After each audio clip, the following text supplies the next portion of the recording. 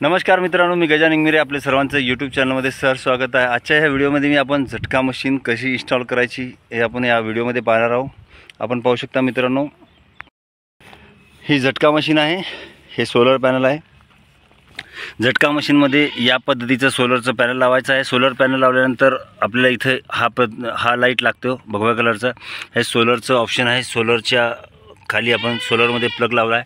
हे अलार्म आहे, जर टच झाला तर वाजतो। हे ऑन ऑफ बटन आहे आणि हे सोलर आहे बा।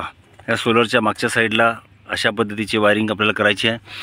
हे सोलर असं उन्हात ठेवायचं आहे।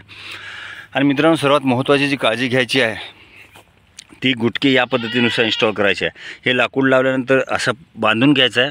बांधून घेतल्यानंतर या पद्धतीचा वायर जो आहे तो असा लावायचा आहे आपल्याला। आणि आपण एक काळजी घ्यायची आहे की असे कुठेही टच न होता हा वायर जाऊ द्यायचा आहे। इथं थोडंसं लूज कॉन्टॅक्ट आहे, तर मी हे क्लिअर करून घेतो। तर मित्रांनो, अशा पद्धतीची वायरिंग करायची आहे आपल्याला।